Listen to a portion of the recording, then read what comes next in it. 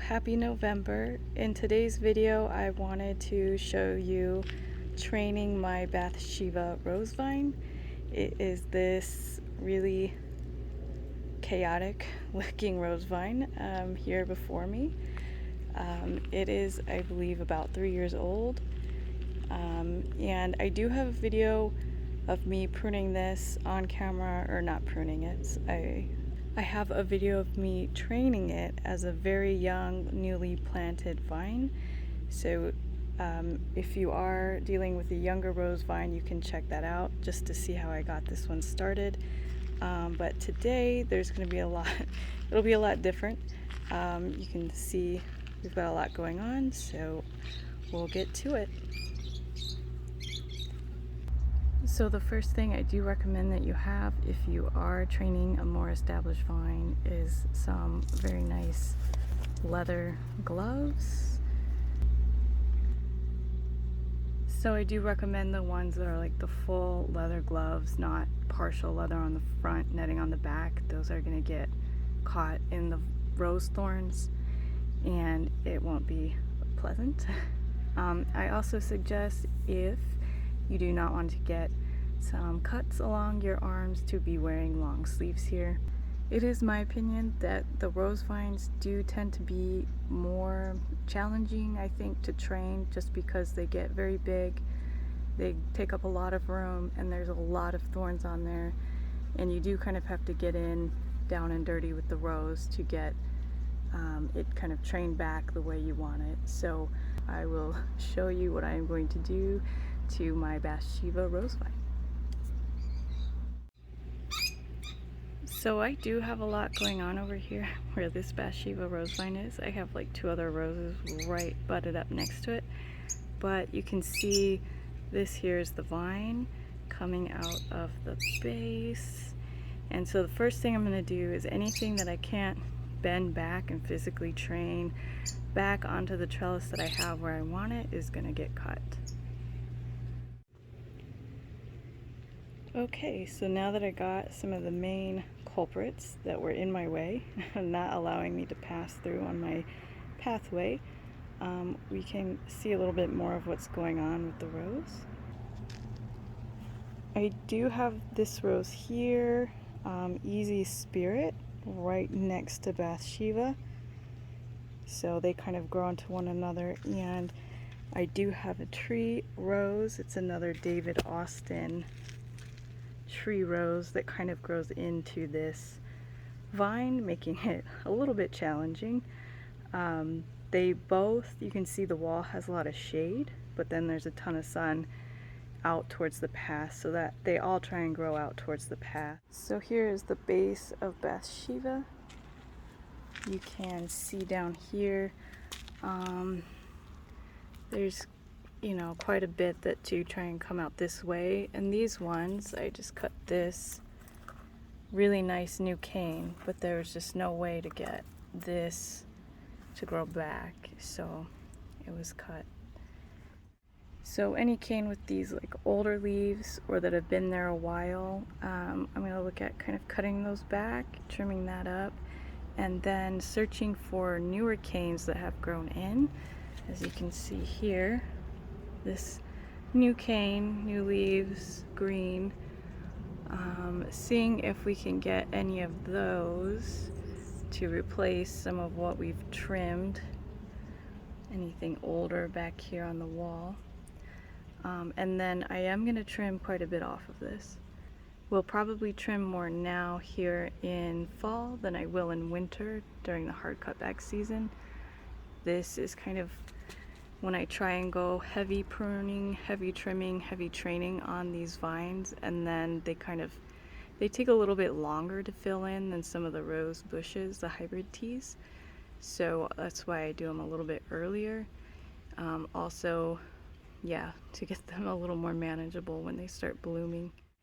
So as I said, I am keeping this younger cane here, even though it's growing out into the aisle. I'm going to keep it. I may be able to use it. You can see I can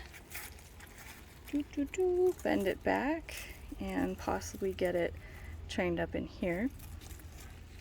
But first, I'm going to make way and take quite a lot of this off.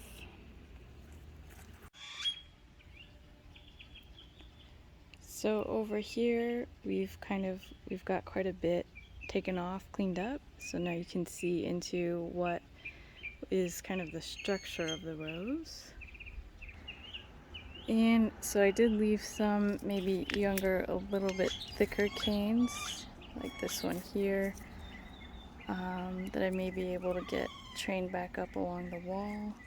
These two here may have some potential. And then back in here, you can see, now that we've, trimmed up what was here, we can see a little bit of more of what's happening back here. We have a fairly decent cane here that we might be able to train up, as well as these. And then behind it, we have some older canes that are dying, and so we're going to want to get rid of this and then see if we can get these kind of trained up back in its place. This older cane does have some newer stalks coming up here. I'll probably thin that out and leave a couple of these newer, younger shoots over the wall. Just trim them up a little bit and leave a couple of the younger ones coming here. So like anything coming out, I will take out, like this one, probably that one. And then this new one here, I'll probably leave and just trim, kind of like take a trim off from the edge of the rose, the top end of the rose. And here you can kind of see what I've taken off of the rose so far. This is obviously just a little piece of the rose, but you do kind of have to start somewhere, pick a side. I like to work from bottom up, and just, taking off. You can see a lot of this is kind of like more spindly stuff, a lot of older stuff.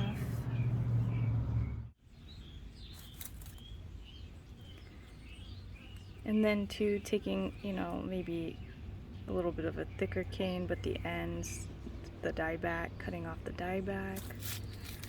And, anything that looks like they may have bugs, those are all good to trim up and get them off the rose. Okay, so now you can see I've kind of got this left-hand side of the rose trimmed. I still need to get that top piece, but you can see from how it looked before till now, you can see the structure. The larger canes kind of trained along the trellis.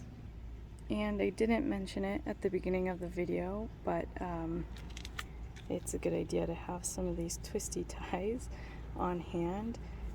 So far I've just been able to reuse, so like I trimmed a lot of older growth off that was kind of dying back, and so I have a lot of old ones that I will just continue to reuse.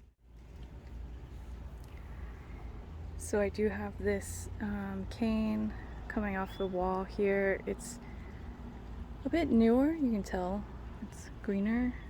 It's still kind of flexible, so I'll see if I can get it to lie flat along the trellis. I do have this spare twisty tie here that's holding this guy. I think I'll leave this guy for now and see if I can, let's see, if I can do this one-handed. Just twisting.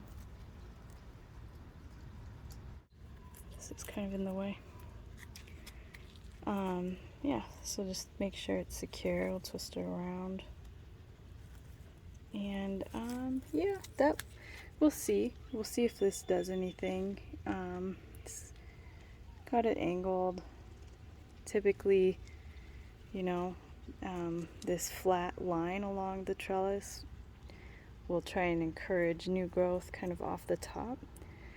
But this is at a low location that doesn't get a lot of sunlight, so it may not really produce any roses off of this particular cane just because of the amount of sun. But it will at least kind of provide greenery over the wall, if nothing else. And we'll tackle this up here next. This is where I expect most of the new growth to occur, is up here, so I'll get this one done. Okay, and then this is here, that top piece we were just looking at. We got, you can see all of it that was going over the wall is now gone. And we were able to detangle some of these canes and get them trained back on the wall. In particular, this guy here was kind of twisted up with this one. We were able to separate them out and get them up on the wall. These newer canes, kind of kept those and just trimmed them. Same thing here, you can see this had newer growth. I think it was maybe just even bloomed. I just kind of deadheaded it. There were some bugs, signs of bugs up here, so I got that off as well. And then now we also got a lot of this growth off. Like I said, I kept the newer shoots here and took off anything coming at me. There's kind of this spindlier growth here. It's got some new growth on the end, but then we also have something like this. But you can see most of this is trying to grow outward, but this is a much nicer, thicker cane. So if I can, I'm going to see if I can detangle this, maybe trim some of the edges, and probably trim this off and make room for that cane up on the trellis as well. And here we go.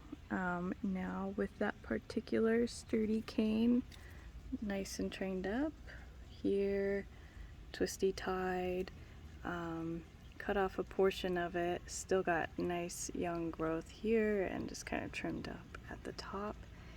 And it actually wasn't really in the way of this spindlier new, you can kind of see it back, that new growth. I just left it because it's always nice to keep new growth. And then there's also this cane here, a little spindlier but has new growth on it. I was able to kind of just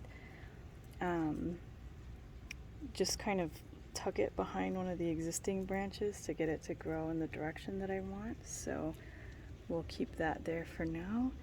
And you can kind of see basically the structure of what we're going for. And I'm just going to be repeating this with the rest of the rows. We're like a third of the way done.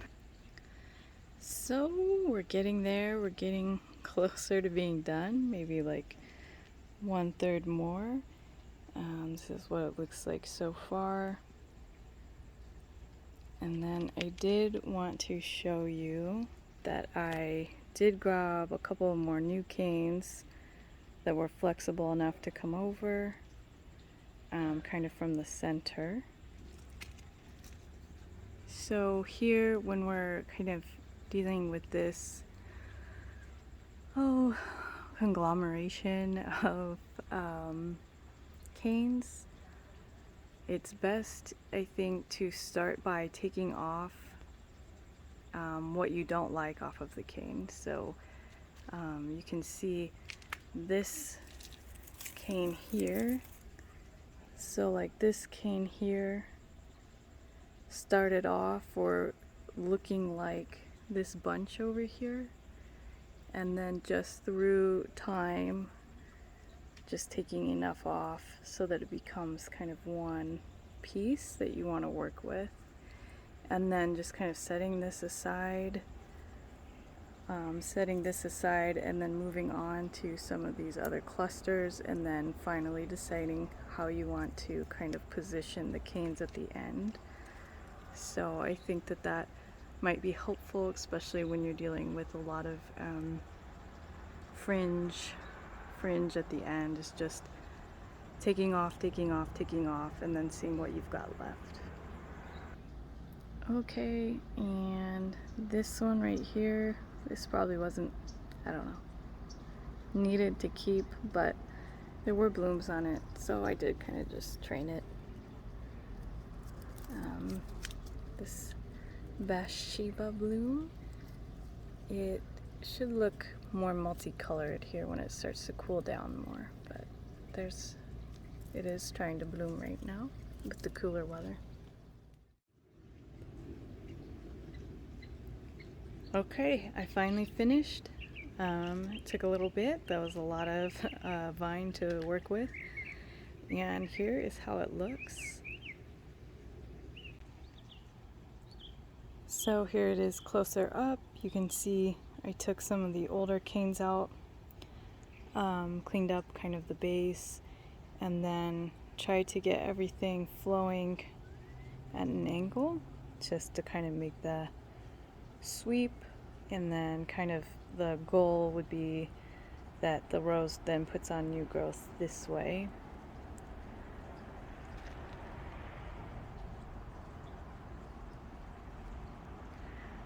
I also pretty much took everything down at the top of the wall, just so, you know, it's not completely growing into my neighbor's yard.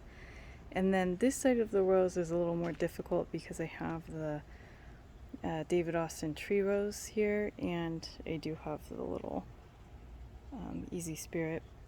And the trellis, you can see, kind of stops. It doesn't go as high. So to get this to make the angles I wanted, I actually trained it up onto the vine itself.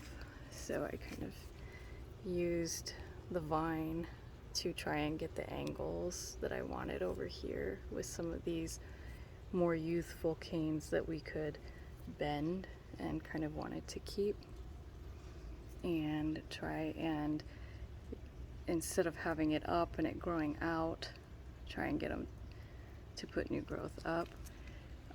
Usually a lot of the growth ends up going kind of straight up like these middle vines, but that's okay. And this is the pile that we did take off, so that was quite a bit of the rose, but I think well worth it. I think we've got a pretty clean rose here, and like I said, this is kind of more of its hard cutback now, and I probably won't trim it again, maybe just a little deadheading here and there in the winter, and then as new canes grow, I might try and train it back up onto the wall just to get it out of the way of the walkway. But other than that, this is its big prune for the year, so yep, lots of work, but it should look good. And if this video was helpful to you, it's much appreciated if you could like and subscribe.